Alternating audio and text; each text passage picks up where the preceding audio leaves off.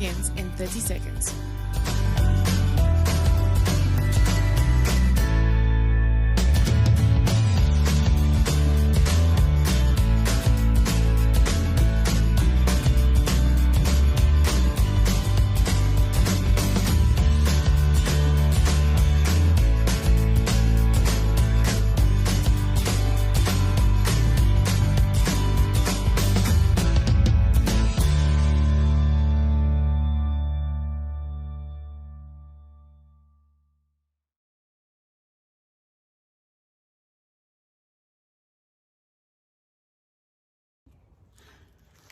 Greetings on this beautiful day, a magnificent winter's day here in Johannesburg. Today I'm going to be speaking about one of my favorite chapters, and that's actually Luke 15, in that where Jesus makes it very clear as he's speaking to these Pharisees and Sadducees about how important God's love is for his people, and in fact for humanity. And Luke 15 starts, and he's speaking to the Jewish leaders, and he says to them, and he says, he tells them the parable of the sheep that are lost, and there's 100 sheep, and 99 of them are okay, and one gets lost, and the shepherd leaves the 99 and goes for the one. And clearly the Jewish leaders, religious leaders, didn't get it. So then he tells them another story, and that is about the woman who has 10 coins and loses one, and then she goes and looks for the one, leaves the 9 to go and look for the one. And then finally, clearly they hadn't got it yet, he then goes on to the moment in which the son, the story of the prodigal, what we know as the prodigal son, that wants his inheritance from his father and then leaves, takes his inheritance and leaves, and then goes off to a foreign land, and then does the worst possible thing, and ultimately ends up, as you could imagine for a Jewish person, feeding pigs. And one day it says that the son came to his senses, and then ran back to his father. He said, surely it's better for me to go and serve, be a servant of my father, than live in the conditions that I live in the moment. And so we have the whole of Luke chapter 15 dedicated to one specific message, that God our Father runs after us. The heart of the Father is one who seeks us. The heart of the Father is to go and find the one that is lost. He leaves the 99, he leaves the 10, and he goes and looks for the one that is lost. Of course, the son is lost, but in this story it tells us that the son actually comes back to the father. But as you read into the story, you'll know that the father was sitting there, and then when it says when he saw his son come from a far distance. In other words, part of what the father was doing was looking out for his son, expectant of his son to return. And so just as he sees his son, he does what any dignified Jewish elder would never ever do, and that was run after a son. Well, actually, they wouldn't run, to tell you the truth. It was always more of a dignified walk than anything else in that. But I want you to imagine the father standing up from where he was sitting, actually lifting his robes, which would expose his ankles and feet, which would not be a good thing, and then in an undignified way goes running to his son. I don't know about you, but depending on what your image of God is, so many of us have got this image of God, that God is a judgmental God, that God is, in the minute we turn to God, we need to go with fear and trembling, because he's going to smite us, he's going to take us out, he's going to just judge us, But Jesus gives this beautiful, beautiful image of a father running to the son. This beautiful image of God doesn't, at just the first hint of us turning around, at just the first hint of us coming back to God, God is proactive. The Father's love is proactive towards you and me. And he comes running to us. He comes running to us because he wants to reconcile. He wants us to reconcile. Now, the Father had every right to actually throw a temper tantrum. The father had every right just to lose it completely. The father had every right to judge, to criticize. The father had absolutely every right to be as mad as hell, excuse the expression. I mean, he took his inheritance. I mean, he embarrassed him. Could you imagine what talk in the village was when not only when the son left the father, but the son left the father with his inheritance, but not only that, ultimately he was working in a foreign land, feeding pigs. I mean, the father would have been completely humiliated, lost his standing within the community, lost respect within the community. But do you notice how the father doesn't really care what anyone else thinks?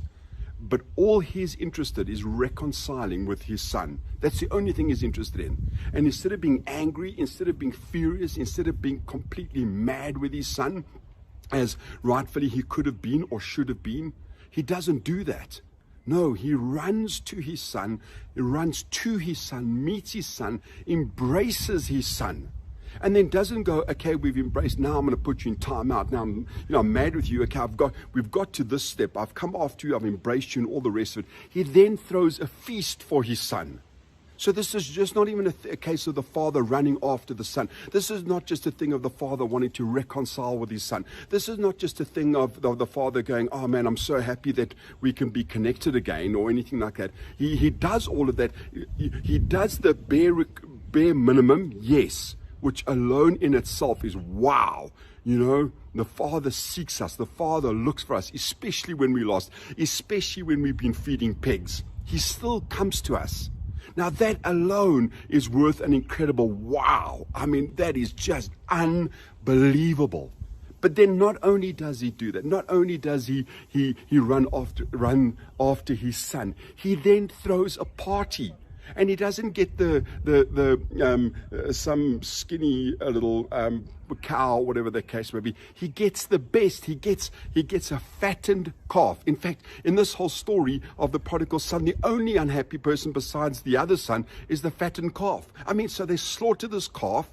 And then not only that, not only is there a celebration of a meal, but the father takes his ring and gives him his ring as a sign of his authority. He gives him a robe, a beautiful brand new robe. He gives him a party. He gives him gifts. I mean, does that even sink in for you and me? You know, not only does God meet us in the place where we are our worst, when we reconcile, I believe not only God celebrates, but I believe the whole of heaven celebrates for every person that is lost, that becomes found, that every person that is reconciled with God, that every person that finds God again. There is a moment of truth, a moment of celebration, a moment of beauty, grace in action, love in action. And not only God, but the whole of heaven celebrates for every lost person that is found.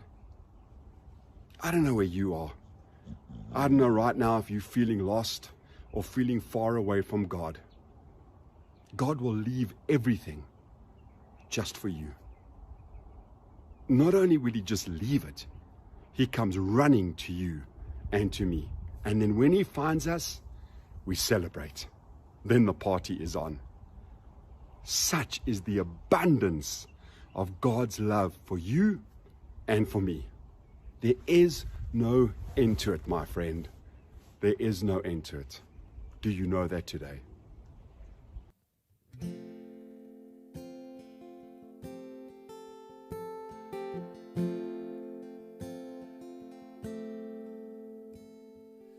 I've heard 1,000 stories of what they think you're like, but I've heard the tender whisper of love in the dead of night, and you tell me that you're pleased and that I'm never alone. You're a good, good Father. It's who you are. It's who you are. It's who you are. And I'm loved by you. It's who I am. It's who I am. It's who I am. I've seen many searching for answers far and wide, but I know we're all searching for answers only you provide, 'cause you know just what that you're a good, good Father. It's who you are. It's who you are. It's who you are, and I'm loved by you. It's who I am.